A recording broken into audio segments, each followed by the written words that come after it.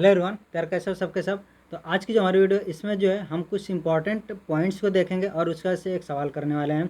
तो जो important point सबसे पहला है वो है कि equation of plane parallel to, और ये जो हमारी जनरल इक्वेशन है इसके अगर पैरेलल में कोई हमें प्लेन लिखना होगा तो सिर्फ क्या होता है, देखो प्लेन जो भी होगा पैरेलल में अगर होगा तो कोई भी प्लेन अगर हम बनाते हैं तो मान लो कि ये एक प्लेन है, ठीक है। तो इसके पैरेलल में अगर कोई प्लेन होगा तो भी तो सेम ऐसा ही प्लेन होगा। तो हमें बस क्या होगा कि उनके बीच में कुछ ना कुछ डिस्टेंस होगी, ठीक है। तो वो जो डिस्टेंस है ना, ये जो डी है ये उनके बीच में डिस्टेंस है, ठीक है। ये डिस्टेंस का मतलब क्या होता है, आपने देखा था कि जो हमने नॉर्मल फॉर्म लिखा था, ठीक है, आपने वहाँ पर देखा था कि ये जो यहाँ पर डी के वैल्यू कुछ आती है आपकी ओरिजिन से, हम कुछ इसको हम चेंज करते हैं, एक कांस्टेंट में हमें चेंज करना पड़ता है और वहाँ से हमें पता चलता है कि एक कहीं ना कहीं से रिलेटेड है, किससे, ओरिजिन से जो प्लेन की परपेंडिकुलर डिस्टेंस है उससे, ठीक है। तो यानी कि आपको समझ में आता है कि कुछ आप बोल सकते हो कि इनके बीच में कुछ डिस्टेंस है, ठीक है। जो डी डैश, मैं इसको बोल देता हूँ डी, अब लिखूंगा तो कन्फ्यूजन होगा, तो डी डैश बोल देता हूँ। यानी कि इन दोनों प्लेन के बीच में ना कुछ बस डिस्टेंस का ही डिफरेंस होगा। अदरवाइज जो है आपका एक्स वाई जो और जो जेड वाले जो कोफिशिएंट है वो सब सेम रहने वाले हैं। तो इसीलिए हमने यहाँ पर क्या लिखा है, सिर्फ के में यहाँ पर डिफरेंस लिखा है, के लिखा है। यानी कि जो यहाँ पर कांस्टेंट है सिर्फ इसी की वैल्यू कुछ ना कुछ चेंज होने वाली है, ठीक है। आई होप ये चीज़ क्लियर है। और अगला हमारा है कि perpendicular distance of point P और x1 y1 z1 from plane this is. तो जो भी आपका एक पॉइंट है इससे हम प्लेन पर परपेंडिकुलर डालेंगे तो ये इसका सिंपल सा फार्मूला होता है A x1 plus B y1 plus C z1 plus D upon में ए अंडर रूट में square plus B square plus C square. ये चीज़ आपने पढ़ा होगा कि जो है परपेंडिकुलर डिस्टेंस का जो फार्मूला होता है, आई थिंक ज्योमेट्री में आपने ये चीज़ ऑलरेडी पढ़ रखा होगा, तो आपको जो है ये चीज़ पता होगा।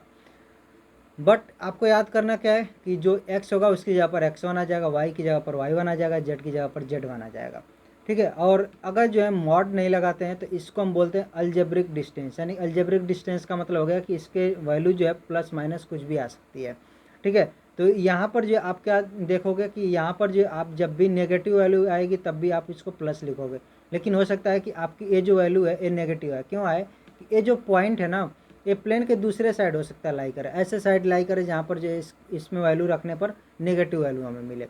तो डिपेंड करता है। तो अगर कहीं पर पूछ लेता है कि अलजेब्रिक डिस्टेंस क्या होगा तो आपको जो मॉड नहीं यूज करना है। अगर आपको सिर्फ डिस्टेंस पूछेगा तो आप मॉड यूज करके इसको कैलकुलेट करोगे। एक चीज़ इसमें मैं आपको बता दूं कि हमने एक चीज़ देखा था कि मैथ में जो हम वेक्टर का जब हम बात करते हैं तो फ्री वेक्टर के साथ में डील करते हैं, चीज़ मैंने आपको बताया था। और आपको बताया था कि हम जो है दो लाइन्स अगर जो है एक लाइन यानी कोलिनियर है तो हम उनको उठा करके एक दूसरे का पैरेलल कर सकते हैं, अगर पैरेलल है तो उनको कोलिनियर कर सकते हैं। लेकिन प्लेन के केस में ऐसा नहीं होता। आप ये मत करना कि प्लेन को भी उठा करके यहाँ पर रख दिया और बोल दिया कि नहीं ये जो है यहाँ पर सेम जो है इसका इक्वेशन होने वाला है, ऐसा नहीं होगा, ठीक है। क्योंकि प्लेन के केस में जो प्लेन दूसरी चीज़ है, ठीक है, हमने जो वेक्टर की बात की थी वेक्टर दूसरी चीज़ है, तो इसमें कंफ्यूज मत होना आप। अब दूसरी चीज़ distance between two parallel planes. तो अगेन जो है दो प्लेन के बीच में जो डिस्टेंस होगा कुछ ना कुछ जो है आपका यहाँ पर क्या होगा कि कुछ हम बोल सकते हैं। अच्छा, इसको हम डिराइव कर देते हैं, ठीक है। डिराइव कैसे करेंगे, जैसे कि सपोज करो यहाँ पर जो है कोऑर्डिनेट एक्सिस हमारा है, एक प्लेन हमारा यहाँ पर ये है, इसकी डिस्टेंस कुछ होगी, सपोज कर देते हैं d1 है। दूसरा प्लेन है ये भी पैरेलल में इस प्लेन का है, उसकी डिस्टेंस d2 होगी, ठीक है। तो हम क्या करते हैं, अगर मैं बोलता हूँ कि ठीक है आप क्या करो कि 0,0,0 से जो है इस प्लेन की क्या डिस्टेंस है d1 क्या है वो आप कैलकुलेट करो, तो क्या आएगा आपका x1 y1 z1 की जगह 0 आ जाएगा। यानी क्या बचेगा ये जो है आपका d1 समथिंग जो भी रहेगा आपका d अपॉन में, या फिर आप जैसे दो प्लेन है तो d1 कर लो, तो एक का बचेगा d1 अपॉन में, इसको डैश कर लेता हूँ, इसको भी डैश, d1 अपॉन में under root A square plus B square plus C square कर लिया। ऐसे d2 आपका जो है d2 डैश क्या आ जाएगा, तो हमारा हो जाएगा d2 अपॉन में under root A square plus B square plus C square आ जाएगा, ठीक है। तो ये जो है एक डिस्टेंस हो गई, दूसरी डिस्टेंस हो गई। अब मैं देख रहा हूँ कि d2 वाली डिस्टेंस ज़्यादा है तो मैं क्या करूँगा d2 में से d1 को सब्ट्रैक्ट कर दूंगा। अब यहाँ पर देखो मॉड हमने यूज़ किया है, इसलिए यूज़ किया, हो सकता है d1 की वैल्यू ज़्यादा हो या फिर d2 की वैल्यू ज़्यादा, हमें कुछ नहीं पता है, ठीक है। तो इसलिए हमने यहाँ पर मॉड यूज़ किया है। तो सिंपल सा फंडा है कि हमें जो है यहाँ पर इससे जो है डिस्टेंस कैलकुलेट करी हमने। ओरिजिन से दोनों प्लेन की और सब्ट्रैक्ट कर दिया और ये फार्मूला आएगा आपका। और अगला पॉइंट हमारा कि if points A B are on the same side of plane P equal 0 then P A dot P B is greater than 0। इसका बोलने का मतलब है अगर सपोज करो एक प्लेन है, ठीक है, अब जो भी इक्वेशन होगी A X plus B Y plus C Z plus D equal 0 होता है, यानी कि ये जो प्लेन यहाँ पर एक्स वाई जेड की वैल्यू रखने पर 0 मिलता है हमें। यानी कि हमें ये चीज़ पता हो गया कि अगर मैं प्लेन के ऊपर जाऊँगा तो या तो पॉजिटिव वैल्यू मिलेगी या निगेटिव वैल्यू मिलेगी। सेम जो है होगा अगर मैं नीचे जाऊँगा तो अगर इधर पॉजिटिव मिली है तो इधर नेगेटिव वैल्यू मिलने वाली है मुझे, क्योंकि यहाँ पर तो ये 0 वैल्यू दे रहा है, ठीक है। तो अगर बोलता है कि सेम साइड पर है, सेम साइड पर अगर दोनों पॉइंट है तो हो सकता है कि दोनों नेगेटिव वैल्यू दें, तो दोनों नेगेटिव वैल्यू देंगे तब भी जो हमें दोनों का दोनों का मल्टीप्लाई करेंगे तो हमें 0 मिलेगा, 0 से ग्रेटर मिलेगा, यानी पॉजिटिव वैल्यू मिलेगी। इसका मतलब क्या है, पॉजिटिव वैल्यू। और अगर जो दोनों पॉजिटिव भी दे रहे हैं वैल्यू तो हमें जो है ए वैल्यू अगेन पॉजिटिव वैल्यू मिलेगी, ठीक है। कहने का मतलब क्या है कि अगर सपोज करो ए पॉइंट यहाँ पर है, दूसरा पॉइंट यहाँ पर है, हम क्या करेंगे, प्लेन की इक्वेशन में पुट करेंगे उसको और देखेंगे कि हमें क्या वैल्यू मिल रही है, ठीक है। तो प्लेन की इक्वेशन में पुट करने पर पॉजिटिव दे रहा है, भी पॉजिटिव दे रहा है, तो दोनों का मल्टीप्लाई करने पर पॉजिटिव मिलेगा।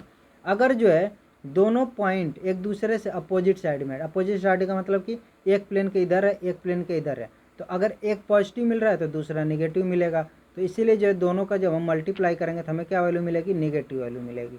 तो ये जो है बहुत ही इंपॉर्टेंट एक तरह से आपका जो है कॉन्सेप्ट है, जो कि आपको बहुत जगह यूज करने को मिलेगा। ज़रूरी नहीं है कि आपको प्लेन में ही देखने को मिले, आपको बहुत जगह पर इसको यूज करने को मिल सकता है कि हमें जो है एक लाइन के एक तरफ एक पॉइंट है, दूसरी तरफ एक पॉइंट है, तो हमें जो है क्या कंडीशन वहाँ पर फॉलो करनी पड़ेगी, ठीक है। तो आई होप जो आपको पॉइंट्स क्लियरली समझ में आ गए हैं और याद करने की तो कोई इतनी खास बात नहीं है, क्योंकि बहुत ही सिंपल से पॉइंट्स हैं। बट हमें जो एक क्वेश्चन इस पर देखेंगे और देखेंगे किस तरह से उसको हम सॉल्व करते हैं। तो यहाँ पर जो हमारा क्वेश्चन है कि if points A B are on the opposite side of plane this then find alpha. तो हमें जो पता है कि यार जब अपोजिट साइड में होंगे तो इसका मतलब क्या है कि एक की वैल्यू पॉजिटिव आएगी, एक की वैल्यू निगेटिव आएगी। यानी कि अगर ये मेरा प्लेन पी है तो मैं क्या बोलूँगा कि P A dot P B मेरा क्या आएगा, नेगेटिव वैल्यू देगा, ठीक है। बस इसी में हमें सारी वैल्यूज को पुट कर देना है।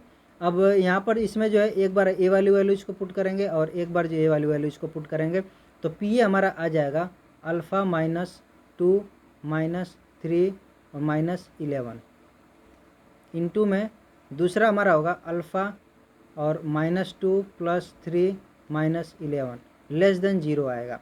यहाँ पर अल्फ़ा माइनस जो है हमारा जो है इनइक्वालिटी बन गई। अब इनइक्वालिटी को सॉल्व करने मैंने आपको बता रखा है, बहुत ही सिंपल सी इनइक्वालिटी है। यहाँ पर हम जो है 10 हमारा आ जाएगा, यहाँ पर आ जाएगा हमारा 16, इधर प्लस होगा, इधर माइनस होगा, इधर प्लस होगा। अब देखते हैं अल्फ़ा पर जो ऑड नंबर है, दोनों जगह ऑड नंबर ऑफ पावर्स हैं हमारे, इसीलिए प्लस माइनस प्लस हो गया है।